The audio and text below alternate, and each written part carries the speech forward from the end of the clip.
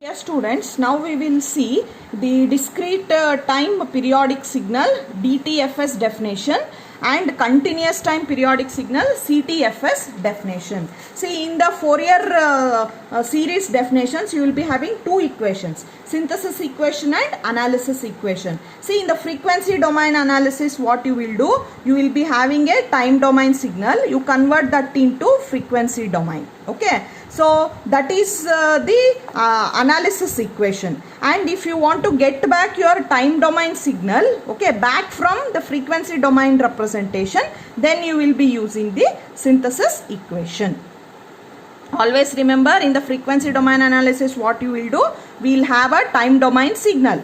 Time domain signal you will represent in frequency domain. Okay, so for that you will use the analysis equation. Okay, and suppose if you want to get the inverse transform or inverse series, okay, then the frequency domain signal must be converted back to your time domain. For that you will use the synthesis equation. Always remember, your time domain equations will be x of t or x of n, and the frequency domain equations are capital X of k. Always remember, these are represented in small letters, and in both for continuous time and discrete time, the capital X inside k represent your which equation?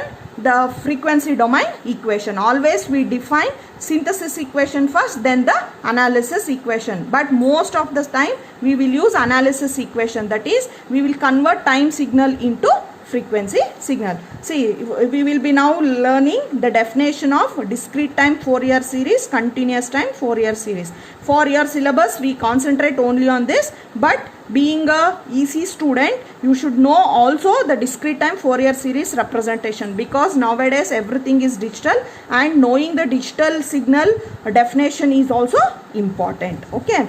So the discrete time periodic signal x of k can be expressed as, see here first the synthesis equation, x of k is frequency domain equation. Using frequency domain equation you will convert or you will get back your time domain equation. So again, so for summation k is equal to n. So n represents, since we are discussing the periodic signal, this is the period. Okay. So x of k is multiplied by complex exponential. What is complex exponential? E to the power of j k omega naught n. Okay, what is the value of k? K will be from 0, 1, 2 to n minus 1. So n is the period of the signal. So from 0 to n minus 1. And this small n represents the time axis. So again it is also 0 to n minus 1.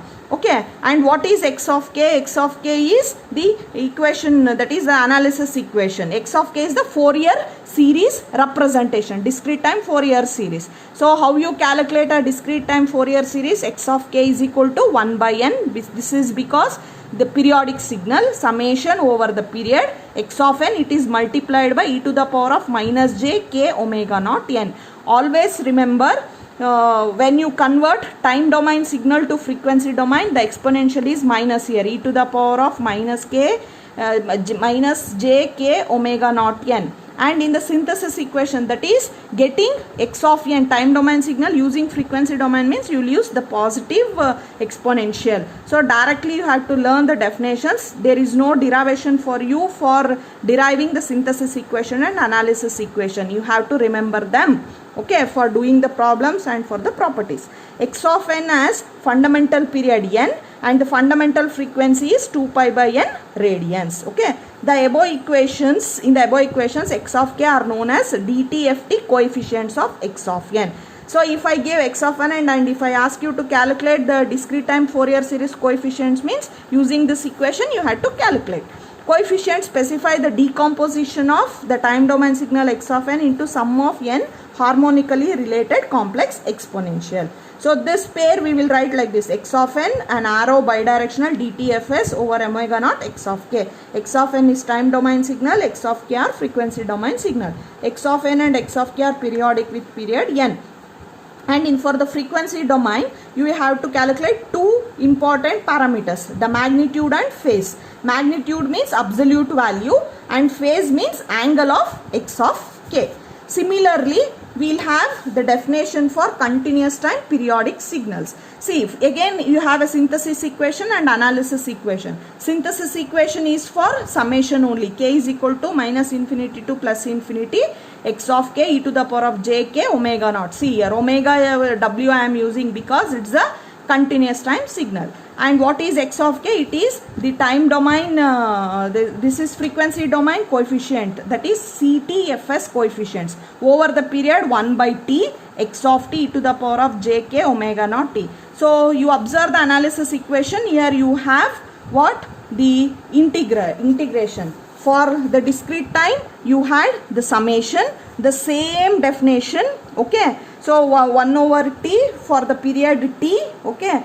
So x instead of summation you have integration, e to the power of minus jk omega naught t, okay. So x of t has fundamental period t, fundamental frequency omega naught 2 pi by t radians per second. X of k known as Fourier series coefficients of x of t.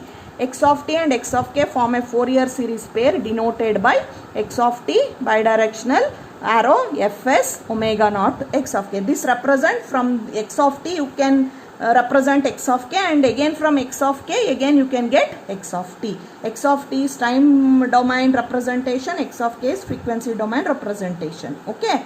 And x of k is always non-periodic. Here the important point you should remember. See, the x of k, whatever we derive for, you take x of t for periodic or aperiodic signal, the transforms what you will calculate, okay. So it is always non-periodic.